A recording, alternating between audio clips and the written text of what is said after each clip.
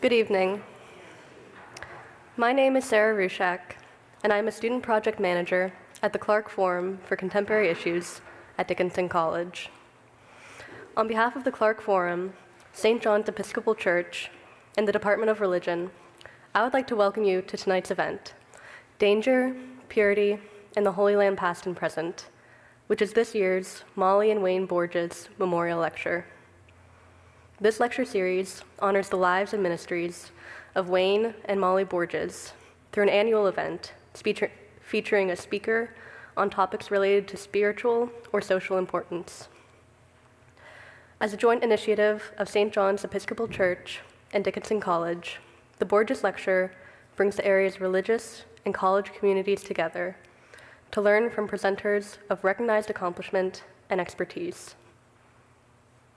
At this time, I ask that you please silence all cell phones and other devices.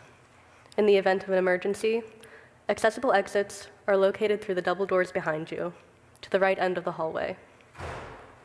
There will be a question and answer session immediately following the program, so please hold all questions until that time. During the question and answer session, we welcome you to express differences of opinion, but ask that you do so respectfully. We also ask that you keep questions succinct, so that everyone has a chance to ask their question. As a show of respect for our speaker and everyone in attendance, please stay until the end of the program, including the question and answer session. Before we begin, I would like to take a moment to acknowledge that Dickinson College is on the unceded lands of the Susquehannock Nation. We acknowledge the many Indigenous peoples that lived with these lands, as well as the thousands of Indigenous children forced into the Carlisle Indian Industrial School, starting in 1879, as part of a federal cultural eradication effort.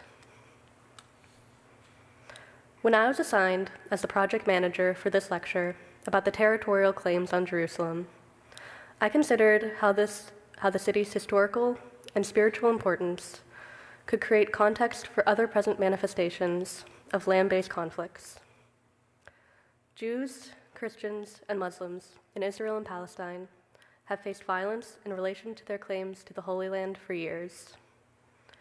This has been exemplified most recently by the October 7th attacks by Hamas that killed over 1,200 people, and Israel's continuous onslaught in Gaza, which has killed well over 43,000 people, many of whom women and children, though the actual number could be much higher. Power struggles have been catalyzed throughout history by a variety of complicated dynamics, like ethnic differences and influences from foreign countries.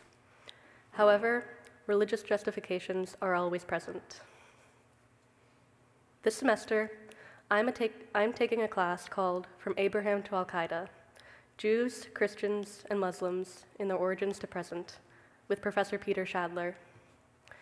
This present brutality is completely distinct in its type of warfare, the global political pressure, and in the unique lives of every person killed or affected.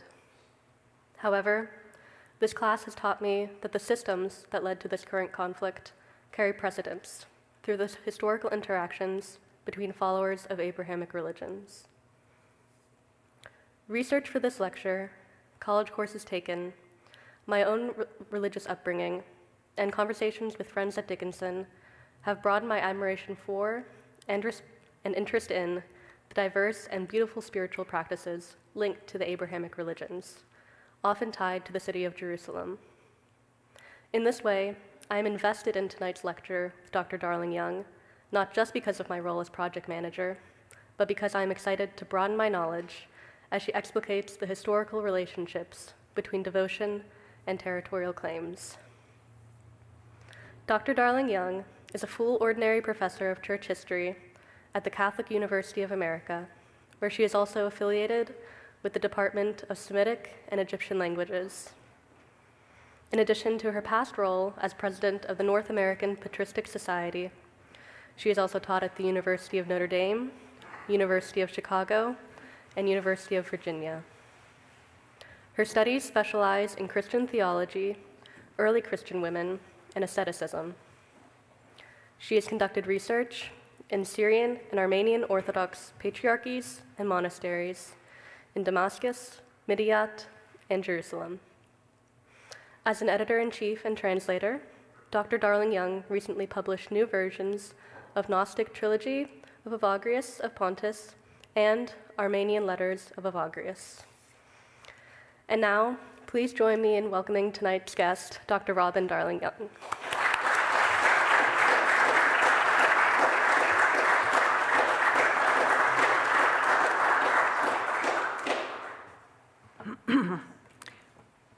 I want to thank you for that, Sarah.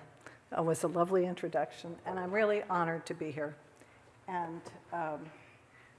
And we remember every day the precious lives lost in the conflict that has now expanded to Lebanon and Syria. It is my pleasure and honor and even joy to be here and to see a thriving college, not without its challenges, of course, in these years, and we're all familiar with them, but a thriving college with lively students. To have the privilege of attending Professor Shadler's class, meeting students, staff, and faculty. It has been a lovely visit, and also, of course, St. John's Church.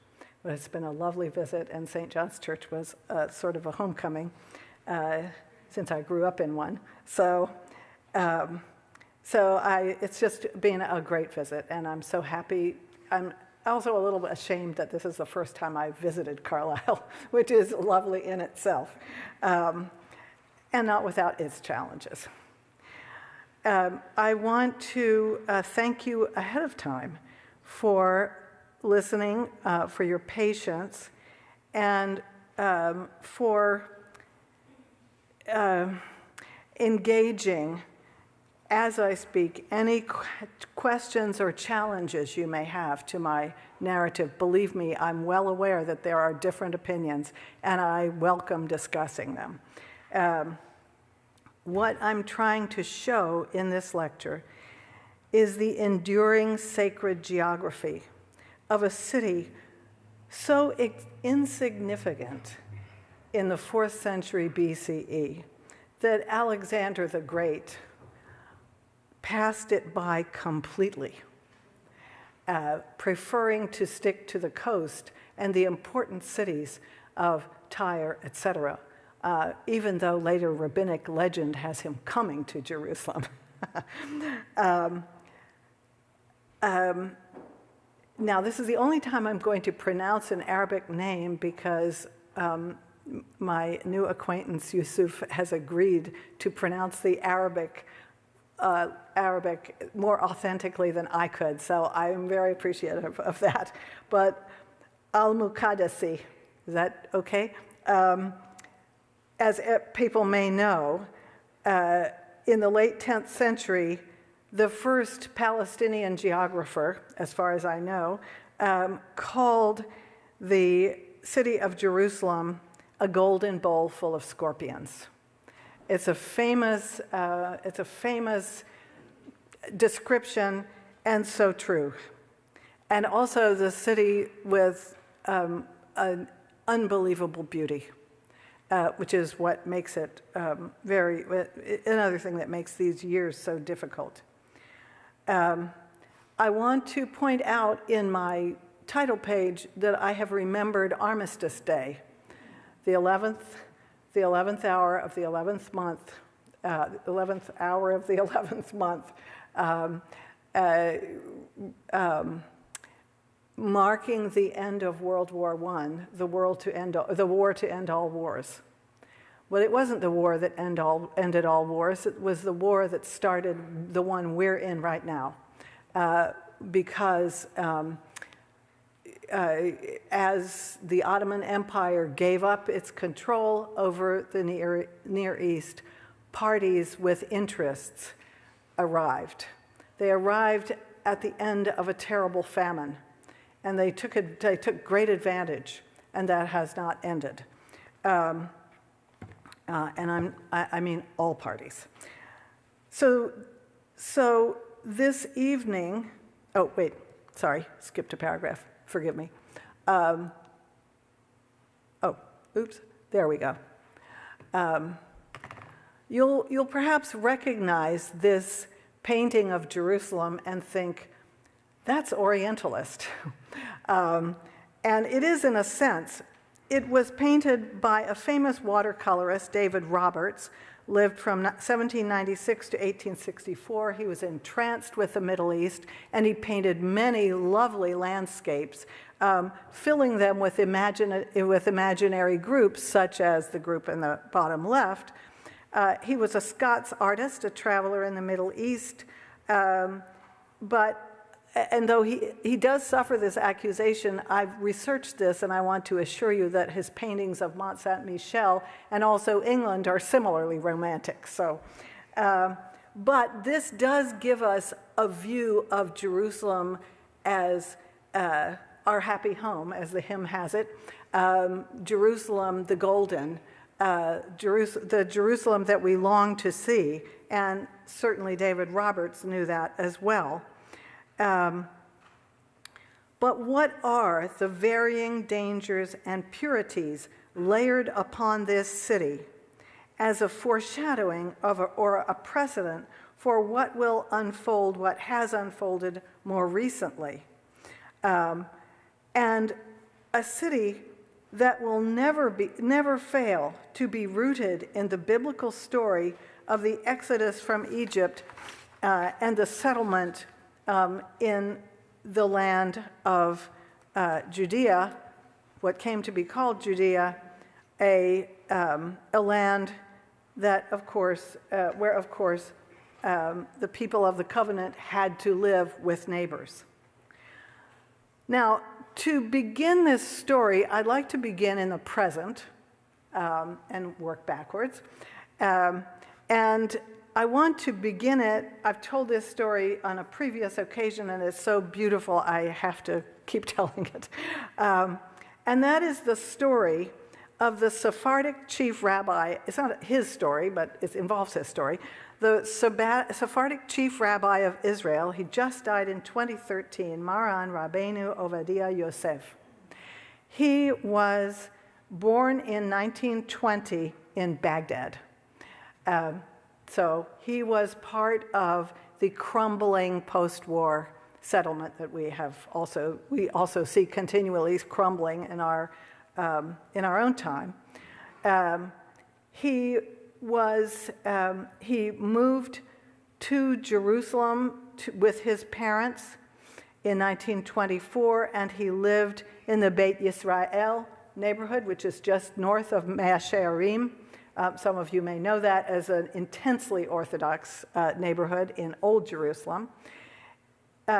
He went as a young child, 13 years old, to yeshiva, an Orthodox yeshiva, where he ultimately wrote a sefer, or religious book, that would comment on the Tanakh, the Mishnah, the Midrash. And he was a brilliant canonist, as we would say in the Catholic Church. He was a brilliant rabbi. At the age of 24, he married a Syrian Jewish woman. They had 11 children. When he died, his grave immediately became a pilgrimage site. Of course, he was in Jerusalem. He wrote an opinion that I've always really enjoyed. And he was asked a question as a rabbi: is it permissible to fly in an airplane or a helicopter over the Temple Mount? Because that is a holy site. He answers, in the previous halakha, that is a law about how you act, walking, we have discussed the prohibition to enter the area of the Temple Mount nowadays. This, of course, is earlier. It since has been entered, as you know. We had also recounted that Sir Moses Montefiore entered this area inadvertently, for he was unaware of the prohibition to do so, and there were those who wished to excommunicate him as a result, probably not the right translation, to remove him from his congregation. However, after Sir Moses apologized and explained that he did so innocently, the sages of Jerusalem reassured him that he need not be concerned about the excommunication he was placed in at all. So a regular lawyer would say he did not have the mens rea for the act. He didn't intend it. So the rabbi answers as follows. I remember hearing in my youth that Sir Moses Montefiore and his rabbi, Dr. Levy, obviously a European, entered the Temple Mount in a wooden box. They were seated in while being carried by non-Jews. For they believed that there was no prohibition to enter the airspace of the Beit HaMikdash, and the entire prohibition applied to walking on the ground of the Temple Mount. Good one. Based on the above, he goes on to say, if the assumption of Sir Moses was correct that there is no prohibition to enter the Beit HaMikdash while in a box, it would seem to be permissible to fly over the place of the Beit HaMikdash in a helicopter as well, since one is not actually walking on the earth of the Beit HaMikdash and is merely taking a tour in its airspace. Nevertheless, Maran Zattel, meaning an honorific term for a rabbi, proves from the words of the great Rishonim that the airspace of the Beit HaMikdash was likewise sanctified along with the Beit HaMikdash itself. How could it not be? Thus, it is actually forbidden to enter the Temple Mount while riding within a box or to fly over it in a plane or a helicopter, for by doing so one passes through the airspace of the Temple Mount, all of whose area we are concerned may have been the actual location of the Beit HaMikdash, and the sanctity of the Beit HaMikdash continues up to the sky. What Sir Moses Montefiore did was contrary to halakha, the law of conduct, as he himself apologized for later, after having realized that he was misled with opinions among the less rigorous rabbis that were halakhically rebuffed. Okay, he says, it's not too much longer. He says, as a side point, an issue related to this is Kohanim, members of the priestly line, whose line is preserved from the destruction of the temple until now in Jewish tradition, flying over the airspace of cemeteries. Indeed, there are authorities who prohibit Kohanim to fly on planes when there is a possibility it will be flying over cemeteries, for they may not pass over the impurity of a corpse. Nevertheless, regarding a Kohen's impurity, there is indeed room for leniency, for there are several doubts that can be combined.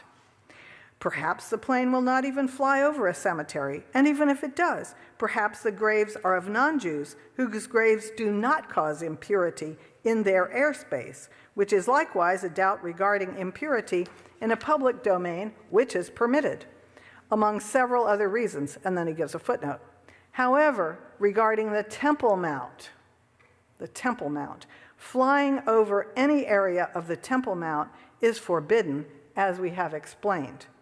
May Hashem hasten our final redemption so that we may merit seeing the third Beit HaMikdash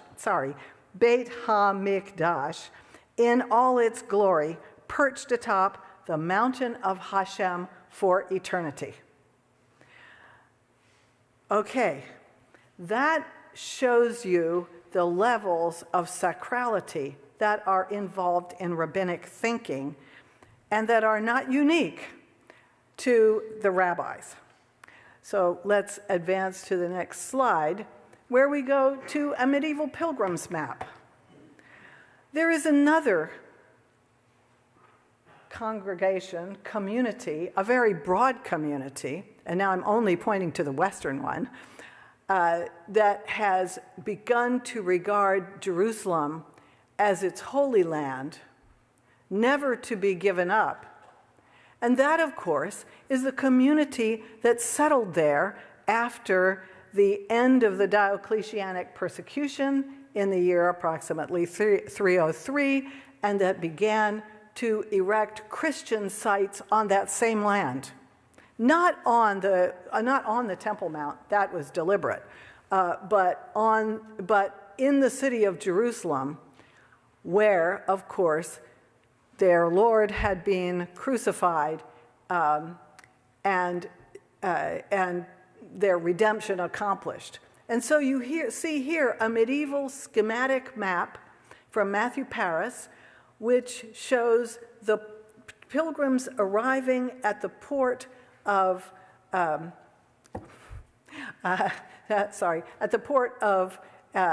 Jaffa, and of course this map is not accurate, it's a schematic map. So they travel the approximately 50 miles in one means or another to the Holy City at the top of the map.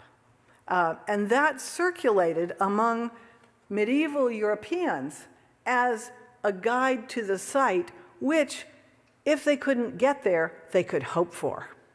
And in fact, I'll add at this point that after the failure of the Crusades, Europeans who had been to the Crusades came home and they created replicas of the Holy Sepulchre, their form of the holy place, throughout Europe, Italy, Belgium, England, France, in every country, there is a replica, so that if you cannot go to the holy place, you can go closer to home. Not unlike, of course, the creation of the synagogue after the fall of the temple, but we'll get to that. So how did we get the temple?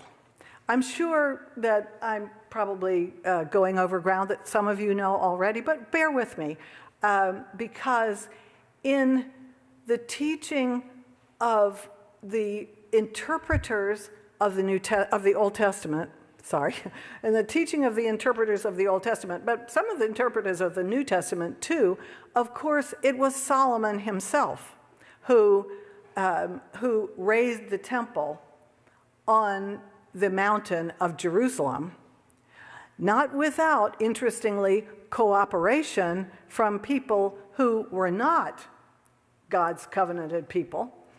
But the temple was a creation of such a wonderful king, a king who knew how to encode mystic philosophy into an apparent love poem, that would be the Song of Songs, and knew how, in his judicial side, how to show that a woman who wants to save her baby is the true mother, and so this, of course, is the judgment of Solomon. But most important for the period that we're looking at, that is the early period right now with its echo in the later period, he is the one who built the temple,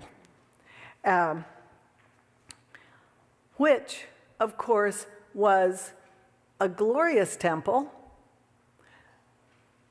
with, you will notice, with images inside. So very much a Near Eastern temple,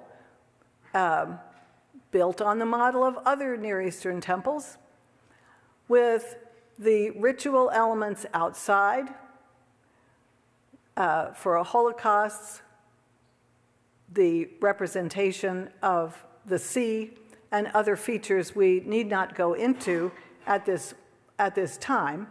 But this was the magnificent Solomonic temple that, of course, was destroyed in the Neo-Assyrian invasion of Jerusalem, having first the north having fallen, the south fell in 587, and as you know, this began the exile to Babel. Now, it's ironic, of course, that the exile to Babylon, led to many creative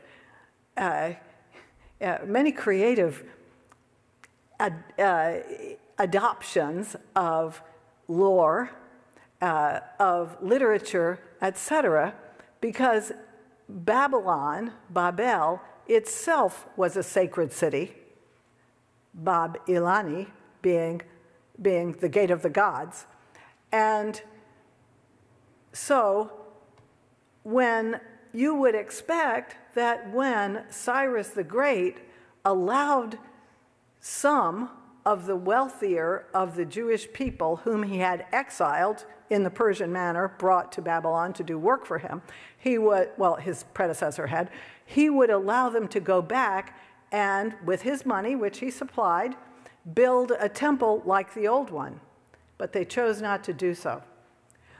One of the best works, okay, this is the temple's founding document. I'm not going to read this. You can look up First Chronicles and find the instructions for the building, the importance of one temple in Israel in the time of Solomon that would replace two things: the high altars in which a female god was worshipped, and number two, very importantly, the Tophet in which children were sacrificed. Practices which had not been given up, 10 Commandments or no.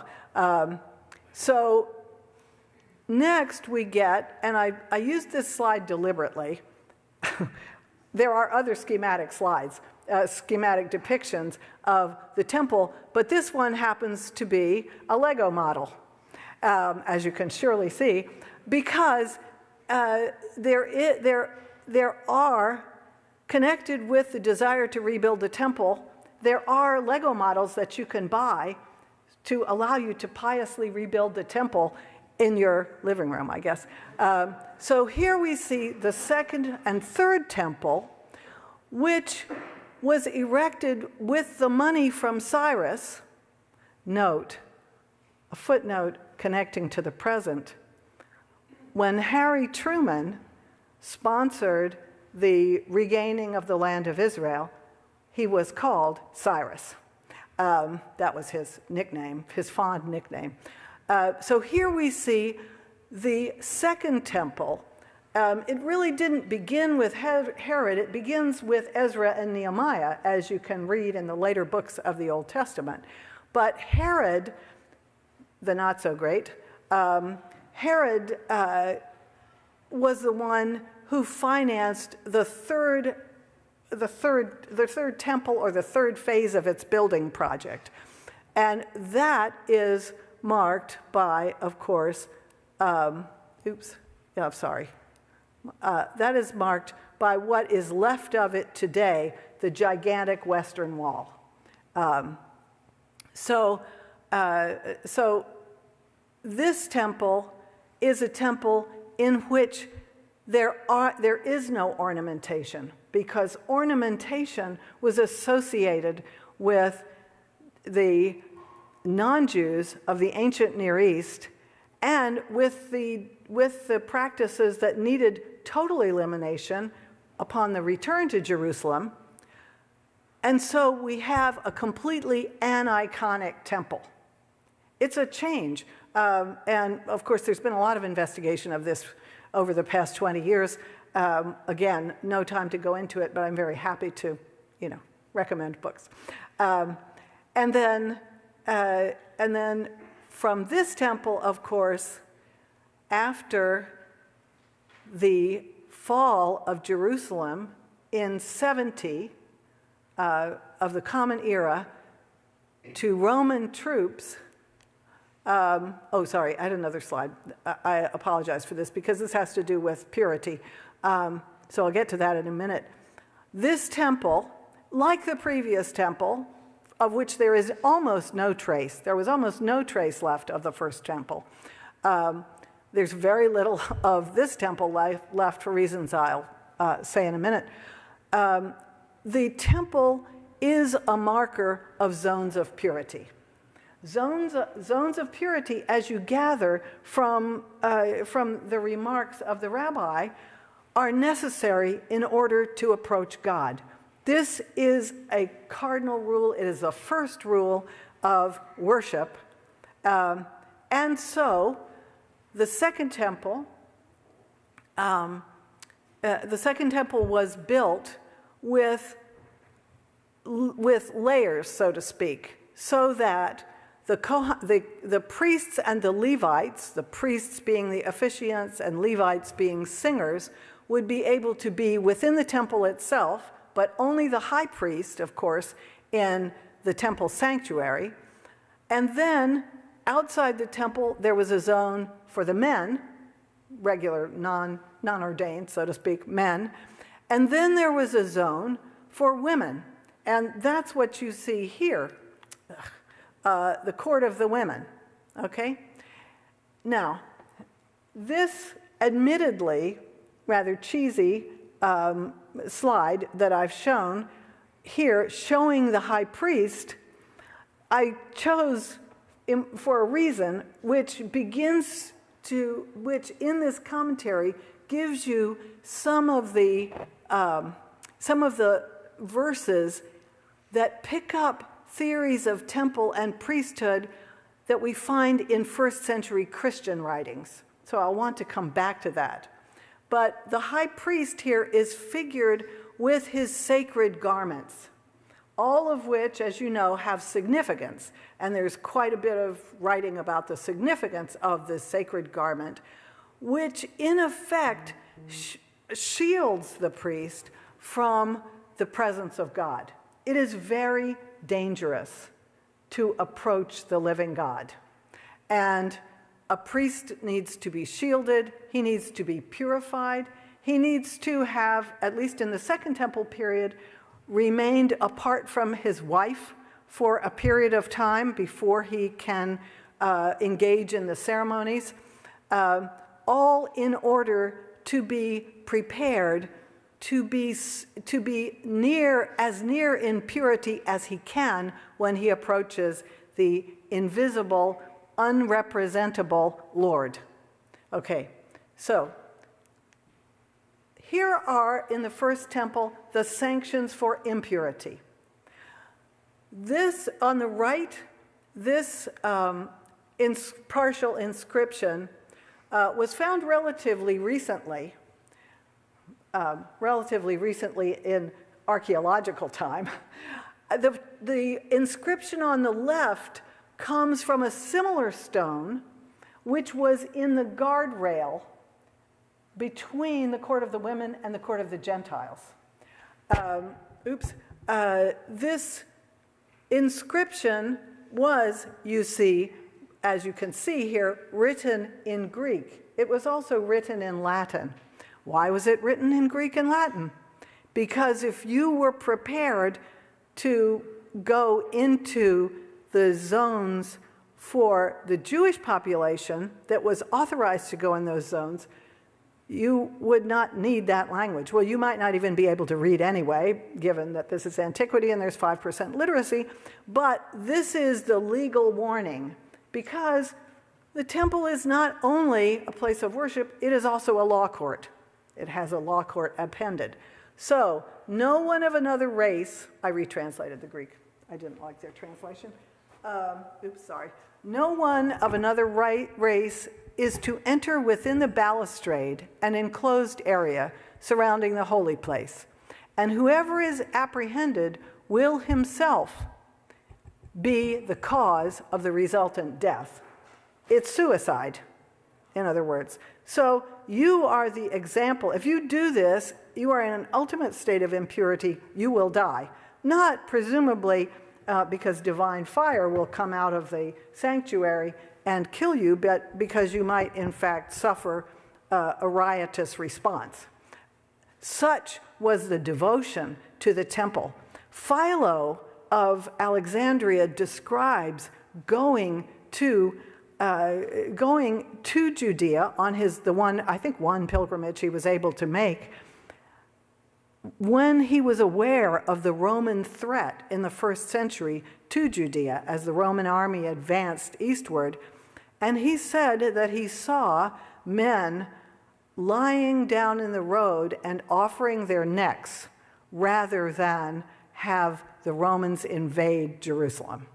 So it is I think that gives you the idea that it is that it's a very, that there is considerable feeling attached. It's not merely a purity law which you manipulate, that there was considerable devotion to this temple.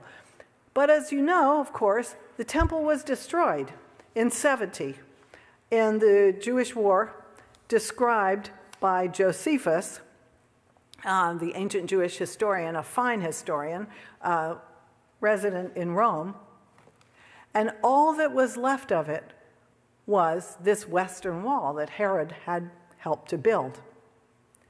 Now, what had happened to all the ornaments, all the not iconic ornaments, but the candelabra, the priest's robes, everything, all of the equipment inside the temple? What had happened to that? It was all taken by the Romans, and they enjoyed a procession in the city of Rome where they displayed captives and they displayed the ornaments and the clothing and the books, if they survived, of the temple, I should say scrolls, and they commemorated that on the Arch of Titus. If you have ever been to Rome, you've probably seen the Arch of Titus. It is forbidden for an Orthodox Jew to walk under the Arch of Titus because it reproduces the terrible disaster that happened to the temple. Nonetheless, the Western Wall is preserved, and this is a place for prayer. But you see, it is still a zone of purity because in Orthodox Judaism, women and men must pray in different zones. And so on the right is the zone of the women, and on the left is the zone of the men. This wasn't a holy day, I think, so it's rather thinly populated. I must interrupt my narrative by saying that I once visited Jerusalem as part of a scholarly trip, and I was there with a Jewish scholar, a friend of mine. She went, and this was rabbinically questionable, she went into the Holy Sepulchre to see it because, well, we were together, and she was expecting me to go to the Western Wall. I went to the Western Wall with her, and she taught me how a pious person approaches and departs from the Western Wall. When you approach the Western Wall, you don't simply roll up your prayer in a little, scroll and stick it in the crevice, as many people do who visit this wall, but may not be, probably are not, observant Orthodox Jews. Rather, when you approach the Western Wall, you must rip your clothing, because it is always Tisha B'Av. It is always the day that the temple fell, in some sense. And you may say your prayers, and then when you leave, as in the court of a king, you must back away. So the temple still exists. And I think I'm saying all this not as a sort of touristic exercise, but to describe the power that the temple still has. Because there are, of course, ambitions to rebuild the temple, to build a third temple. Now, it used to be the case that in the earlier period, this is obviously not the modern period, but nonetheless, it's a certified photograph of prayers of women at the Western Wall. There is no metziach. There is no separation. But that separation developed as more and more Orthodox people came to Jerusalem and wanted to turn the Western Wall into, in effect, a synagogue. So it is both temple and synagogue, which is to unite the two kinds of sacred buildings that the Jewish people have had ever since the fall of the temple. So this was Passover 2012, and as you can see, it's extremely crowded. And to the best of my knowledge, despite the attempts of the women of the wall, so-called, to whom they called themselves, to remove the Metzia, it has never been removed because it is an unbreachable zone of purity between women and men. Okay. It's also, for non-Jews, a zone of modesty. So in effect, we have the court of the Gentiles here acknowledged as well, even though it is overlain, in a sense, by Jewish worship. So, dear visitors, you are approaching the holy site of the Western Wall, where the divine presence always rests. He has not left, even though the temple was destroyed. Please make sure you are appropriately and modestly dressed so as not to cause harm to this holy place or to the feelings of the worshipers. In other words, to violate personal purity as well as the purity of a building and as the purity of the force of the divine that connects the very earth of the Temple Mount to heaven. It has not stopped. October 2024. This is the Haram HaSharif, which occupies the site of, which is itself a holy place, and occupies what is the most contested ground in the world. And this contested space plays a large but largely unstated role in the conflict.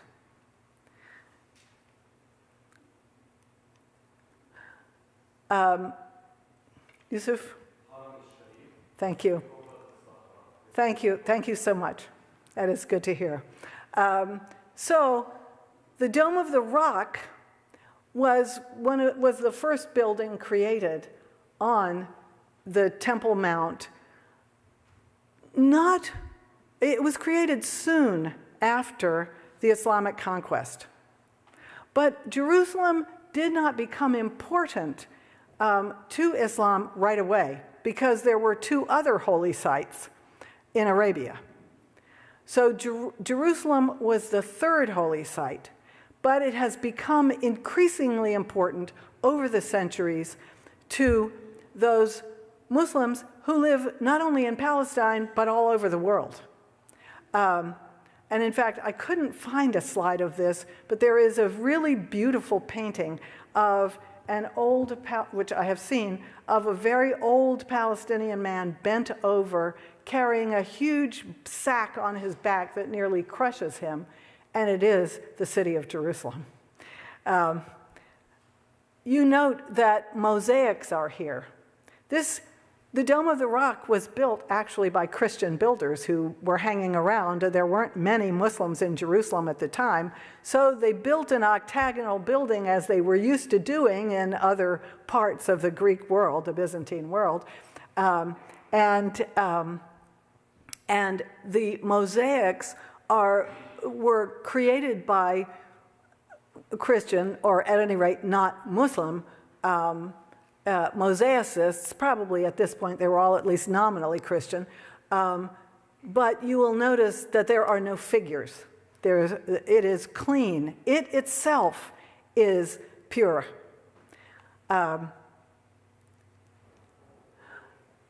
Yusuf? So this is Al-Aqsa, and this is what you always read about in the newspapers, of course. This is the first Friday of Ramadan, a very holy day, obviously, in which there is fasting, separation of the sexes, cleanliness, and the reproduction of the purity rituals that are common to human beings. Some of you will appreciate that my title was a flipped version of Mary Douglas's Purity and Danger. That book has been criticized, but it did lead to a great outpouring of scholarship, which maybe surpassed it in some ways. And she analyzes every human society, as anthropologists like to do, with describing the zones, how religion is almost founded on zones of purity and danger. I leave her book to you to explore. It's a lovely book. She was a great writer. And finally, we come to the third zone of purity. Now, why did Christians not build on the Holy Land? On the Temple Mount. They built all over the Holy Land. Why did they not build on it? It was a deliberate decision. And we find it in one of the homilies of Origen of Alexandria, whom I am a great admirer of. And he does have issues, but interesting issues. He argues with the Jewish population, but not in any anti-Jewish way. He is engaged in dialogue. He thinks they're half wrong and half right. So he says, and I think this really sets a precedent, he says, look at your Temple Mount. It's empty. There's a temple of Jupiter on it and a Roman horse stables. What does that tell you about God's regard for your false faith? Far worse things were said.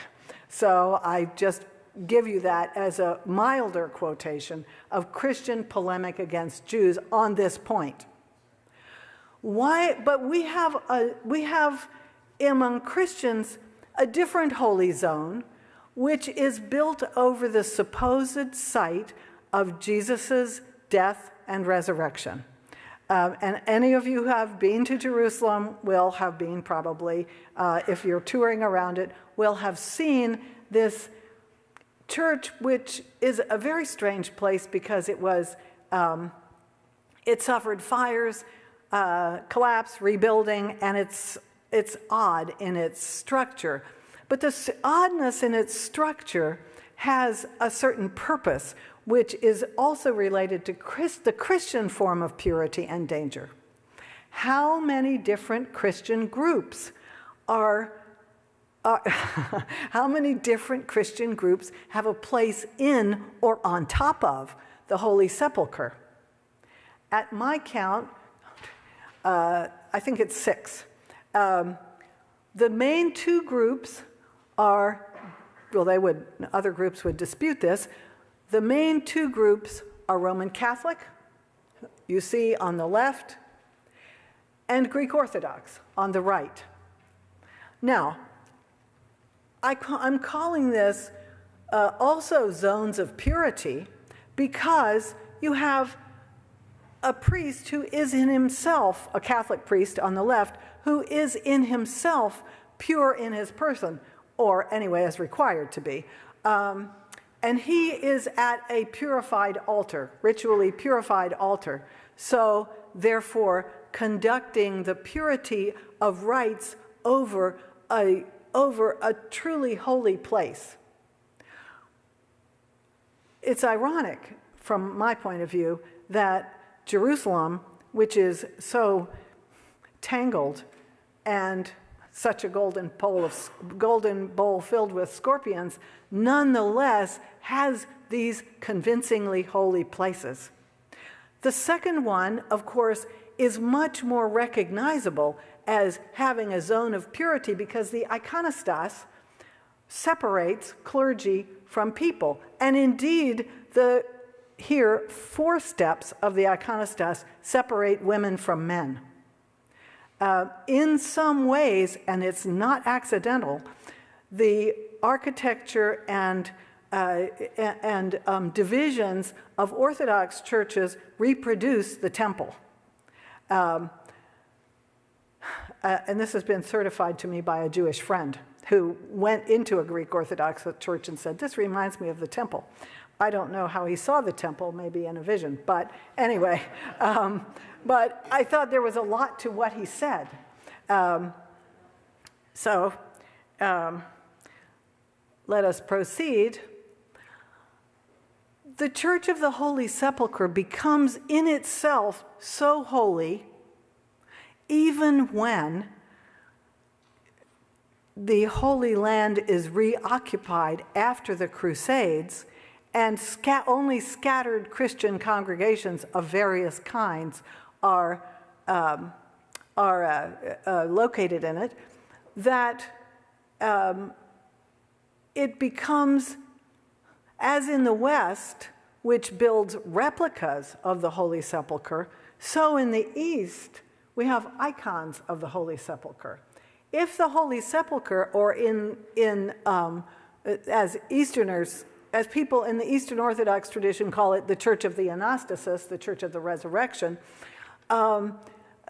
then you would also have an icon of a building which is surrounded by a wall. This, of course, is the imagined wall of the city of Jerusalem, but there's nothing else in it but the temple.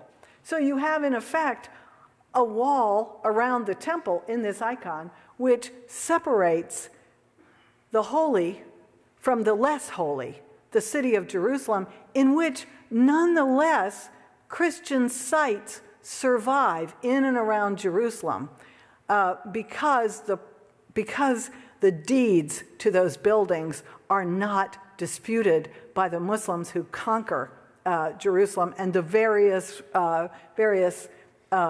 successive Muslim governments that are established until the fall of the Ottomans.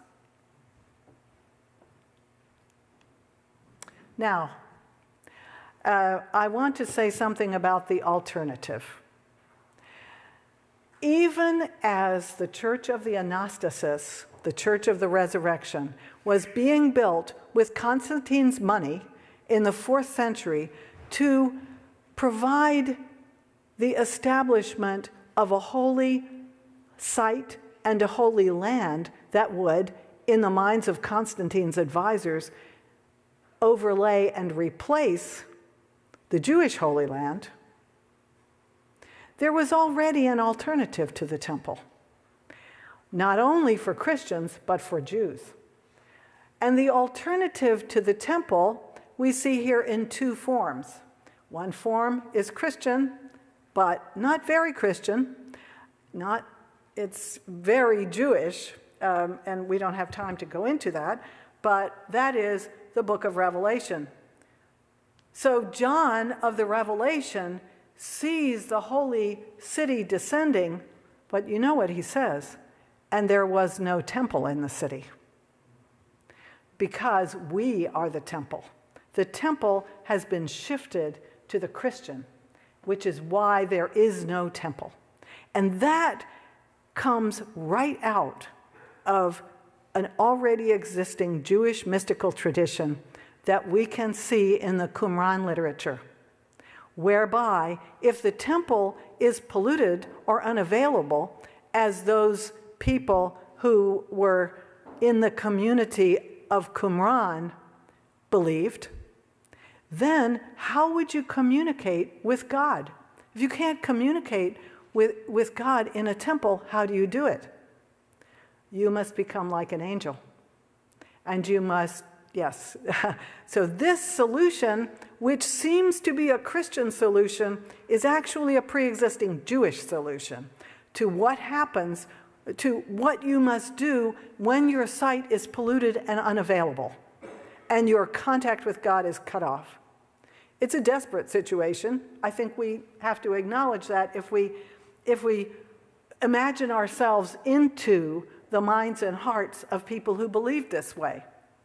Well, John is not the only one. John of the book of Revelation, the last book of the New Testament, which almost didn't make it into the New Testament because it was so radically anti-Roman. Things were changing in the 4th century. Then it's also, as I said, true in Judaism, and this is a picture of the scribe Ezra. The scribe Ezra was a Jewish person who took the name Ezra because he wished to be like the Ezra of the one who reestablished the temple. And he, I think we would say now, channeled Ezra. He believed himself to be Ezra, as he says basically in the first paragraph of the book of 4th Ezra. I won't, because I don't have time, go into everything that he says in the book. I recommend it for your reading. It's really interesting. It got pitched out of the canon once, but it's back in some places in the Apocrypha. Ezra, the faithful Jew who laments the fall of Jerusalem, goes through conversations with an angel, anguished conversations. What to do now that my place is gone, my holy place is gone. What to do now that the city of Jerusalem has died, and died in a very bloody way. And the angel Uriel, who communicates with him, gives him instructions to go out into the wilderness, of course, to receive prophetic illumination, which is now, at this point in the late 1st century, certainly also mystic illumination. And the answer that Ezra gets is to write books. Books. Books. And you can see the ancient book cabinet right here. Ezra and his assistants are to write book after book of learning and instruction so that ultimately they might produce our learned rabbi, whom I quoted at the beginning. But there's more than that. There's the rise of the movement of ascetics, some of whom believe that they are priests in the line of the Levitical priesthood, but as mystics. The same thing is going on in Judaism and in Christianity at the same time, which is the development of the mysticism of the chariot. How do we attain to the chariot throne of God and be united to God when there is no temple again? But if you go back to the prophets who communicated before the temple, if you go back to Moses, a man who conversed face to face with God on Mount Sinai, then you can, in fact, enter an invisible temple. There's no more animal sacrifice. There never will be animal sacrifice again on the Temple Mount yet. But there is the kind of sacrifice that you're familiar with from New Testament language, which is not so much the self-destruction that we often think of when we associate a sort of sacrificial attitude, offer it up as a sacrifice, as people in my church like to say sometimes. But it is the sacrifice of your vices. Believe it or not, this is Michelangelo. Doesn't look like the Sistine Chapel. He was in a more medieval phase at this point.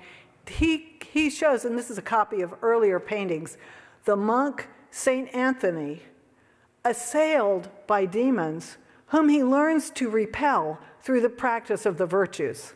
Now, he doesn't give great details, not in the life of St. Anthony, written by his, I have to say, fanboy, Athanasius, but in the letters of Anthony, you read actually how well-trained he was in philosophy and how he knew how to conquer the vices so that he could be clean, so that he was able to love God in a clean way, but without any visible church.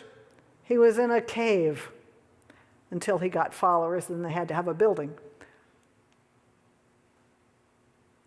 I don't think I can spend much time talking about this, but there is a cosmic temple to which both Jewish Merkava, chariot mystics, and Christian mystics hope to attain.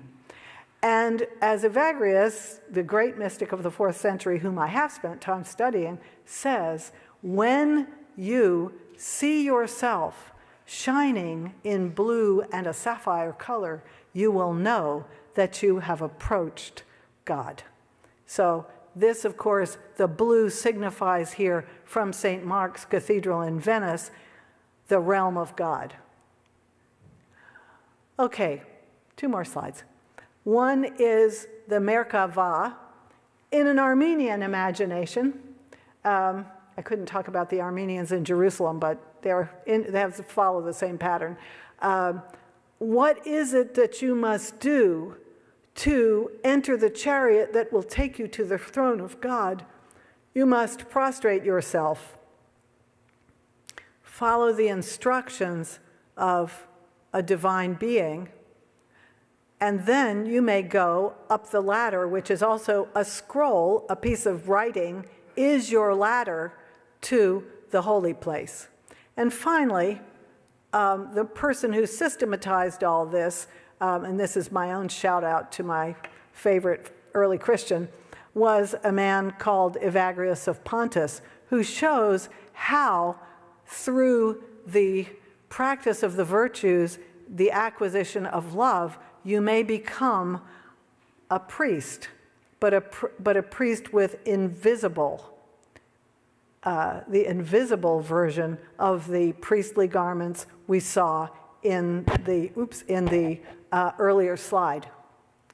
Well, I will end with this slide. It's this very movement toward the interior temple that allows women in. We see this is a slide of Melania the Younger, who was the granddaughter of a woman who was the teacher of Evagrius of Pontus and other monks. She left the city of Rome and became a consecrated virgin in the city of Jerusalem, which you see schematically represented here. And what do you see if you look at the doors and at the columns and at the roof? You see a schematic version of a temple. A woman, it may not appeal to all women, but nonetheless, this tradition of interior temple worship makes space for women who can practice it on the inside, so to speak. Well, I must end now, I feel. I wish I didn't have to, but I know that you all need to go, and I want to express again my appreciation for your invitation. Thank you.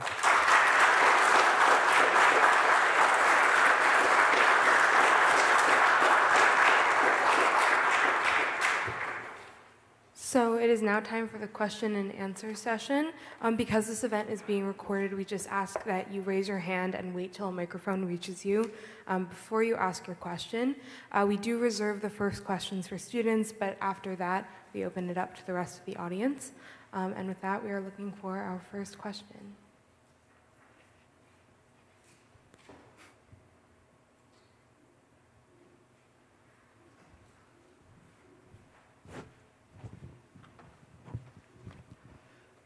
Hi, so I just want to say fantastic lecture. Thank you for coming. Thank you.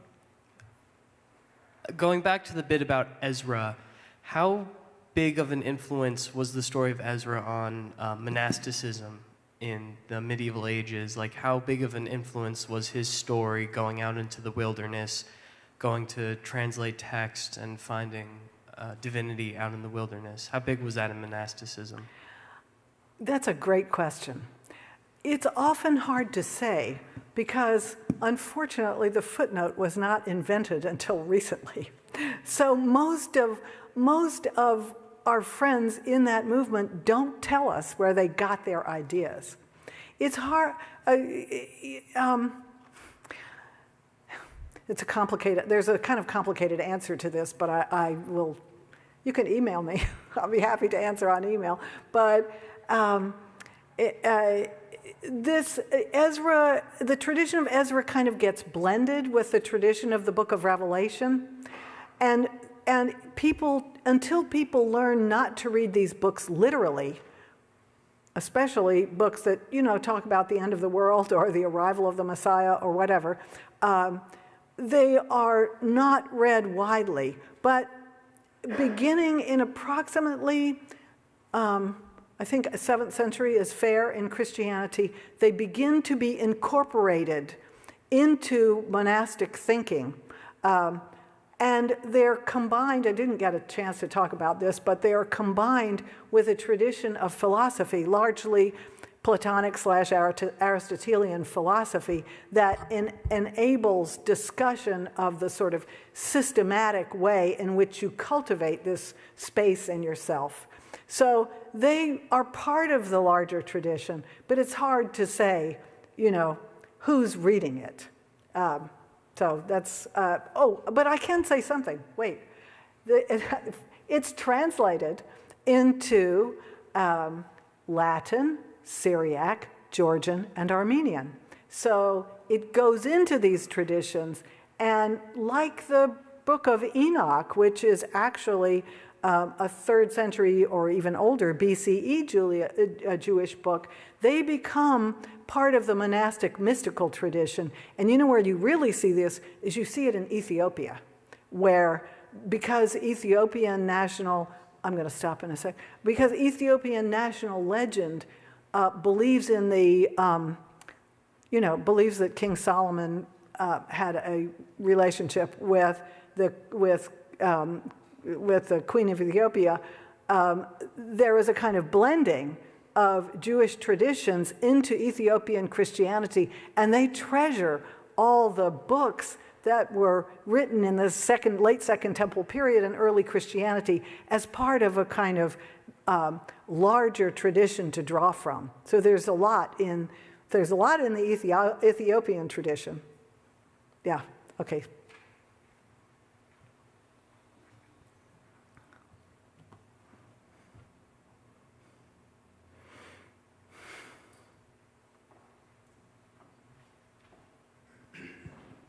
So I'm groping for my question, but I want to ask you a couple of things and see if you might figure out what my question is. Are you aware of that Trump has recently been referred to as a new Cyrus? You bet. Yeah. I thank you very much for reminding us of the role, the preoccupation in these three traditions with purity and danger in the Holy Land. It seems to me that in a focus on politics, practically it's been forgotten that's what's this sits right at the center of everything. Do you think there's a preoccupation here with purity? Here in America? Yeah, and why some of our politicians have risen to almost sort of savior-like status amongst our communities. Maybe that's not quite the question. It's a good question. No. And I kind of talked about this at St. John's on Sunday. If you read, and he's kind of a culture hero of mine, the historian Francis Oakley, who also then became president of Williams College. He was a great historian of the medieval period. He wrote a book on kingship. It was one of his later books, and he was daring enough to go outside his own field and, explore.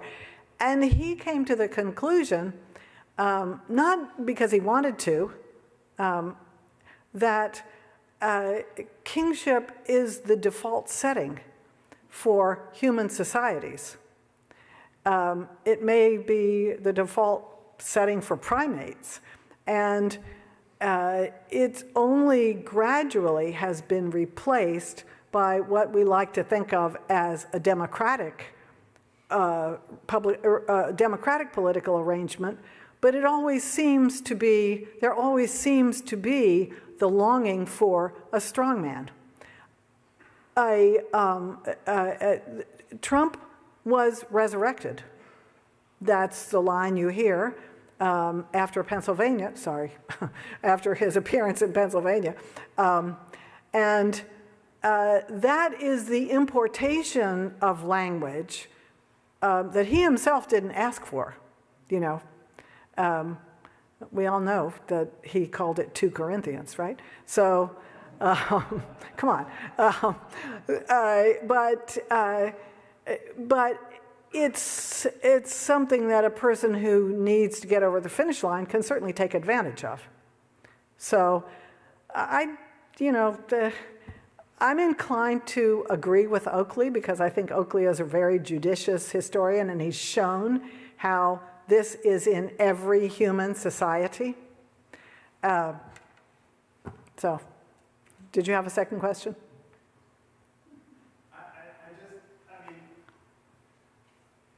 Of course, making him, the concession is he's a Cyrus because he can't be something better than that because, of course, he's got such a horrible pedigree.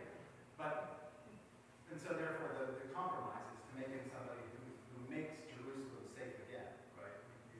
He's identified with Cyrus because he makes, America safe for Christians again or something like that. He can't be a Christian, identified with a Christian himself because he's got too much, non-Christian baggage. And it seems like there's but it seems like there's this desire, this sort of grasping. It seems rather desperate when you want to identify your ruler as being, your leader as being a good guy, but the best you can really stab at is someone who's a Persian who grants, state Jews the permission to come back to rebuild the temple. 2 answers to that. I would say the first answer is Cyrus was impure. He was guilty of avodah zarah, the worship of idols, bad. And he didn't renounce it either. And he thought he was a divine king, for goodness sake. He was a Shah. The second answer is, this goes back to a wonderful book which I recommend to everybody, The Ordeal of Civility, which was a study, the author's name is escaping me, of course, but it was a study published in 1970-something. Martin Marty, one of my old professors at U of Chicago, recommended it to me, and that was a long time ago. It's really worth reading because he studies the way in which the Protestant settlement after the wars of religion enforced civility upon a society that was worn out from religion. Not European, but then brought to the United States, where, after all, we have had different denominations living with each other, generally without bloodshed. That's a really interesting history, right? But those settled institutions, as we all know, are in a state of collapse, a state of depopulation. But the longing for salvation hasn't gone away, has it?